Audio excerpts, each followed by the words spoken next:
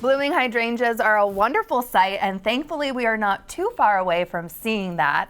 In fact, this is a picture of producer Rebecca's as of yesterday, and Master Gardener Ciscoe Morris says now is the time to do a little pruning, and he's here to help me prune.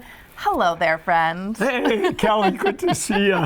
So good to see you. And so what do you love about hydrangeas? Well, one of the things I love, they got big, showy flowers, and a lot of times they bloom late in the season when nothing else is doing anything out there, you know. Oh, so then you're so thankful when you're looking out there. And they're so colorful too, you know.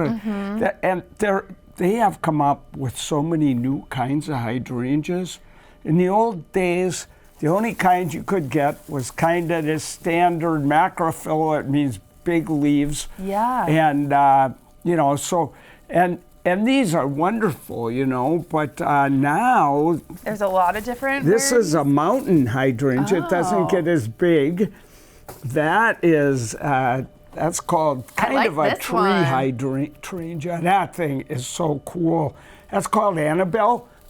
Those flowers are the size of basketballs. Wow. They're so cool. I know that might be my fave. Well, they're pretty cool, and there are all kinds of new ones. These are the easiest to prune, too. Okay, yeah, and so walk me through the best time to prune. Right now. You know what? What you look is when you see the buds start to swell up. Yeah. So, I hopefully we can see, see how they're swelling up. Right. So if you wait too long, then these things are going to start to grow, and it's going to mess up the whole process. So it's necessary then. You really do want to prune your hydrangeas because they'll just get all crowded, and they get tall too, some of them. I know. Okay, so do we need to cut them back? Do we need to prune? How do we prune? We really should do it. Okay. And, it depends what kind you got. I'm going to put on my little gloves then. Yeah. Yeah. Okay, so for this guy, how would we prune this guy? Yeah, so this is Annabelle, but there's Blushing Bride and all these new ones, Invincible Spirit.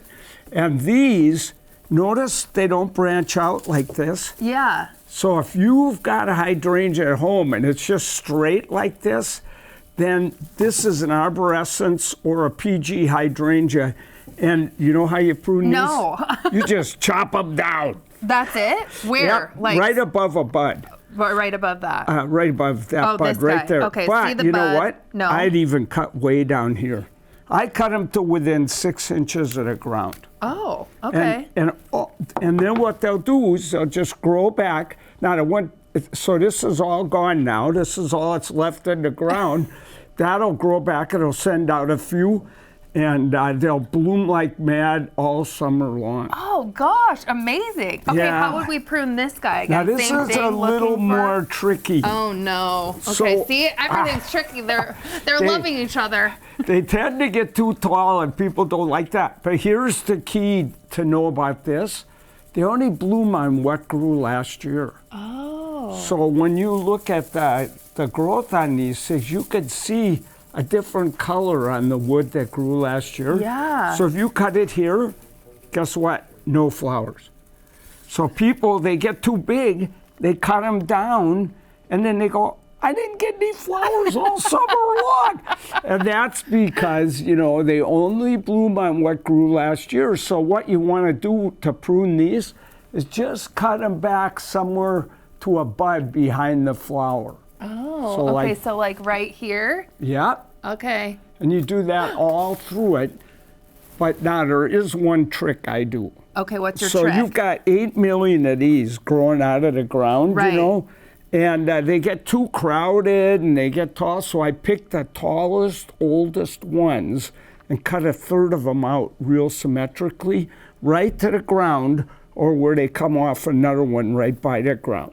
Gosh. And when you do that, you're going to have a taller hydrangea, but it'll be open and elegant, and the flowers are twice as big because you reduce the amount of flowers. Oh, amazing. How can you transport these babies too? Like, are they to transplant them? Yeah. Right now, before they start growing too much, these are the easiest things to transplant. You almost go, hey, move! So you just dig these out and get a good bunch of roots, stick them in your new spot. But don't forget, hydrangeas don't want tons of sun. That's what I was going to ask. Where should you plant these? They love morning sun. Oh. If you can give morning sun protected from afternoon sun, they just bloom their little hearts out. They don't get burned leaves. But even bright shade is fine. Yeah. But full blasting sun, it's not a hydrangea's buddy, you know. How do you change the color then, too, of them? That's really interesting. So for hydrangeas, if we have acid soil in Washington because we get so much rain in the winter, and so if you have acid soil, these tend to turn blue. Oh. But if you have alkaline soil, like the desert or something, then they turn red. Yeah, that pretty red. Yeah. Okay. So if you want these more blue, you could buy bluing agent. And what it is that the hydrangea can only pick up certain elements depending on the alkalinity of the soil. So if you add bluing, you're adding something that makes the soil more acid, so it's going to turn blue, but also it's aluminum in the soil that makes these turn blue. And so you're adding aluminum. See, the plant can't pick up the aluminum if the pH is too low. Oh. But if it's high, then it's going to turn them blue as can be. But there's one other thing. If you want them to turn red, you got to put about 100 tons of lime in the soil to make it more alkaline. And so you can do that. You start doing it in the fall and you keep doing it on every month. Yeah, a little lime, yeah.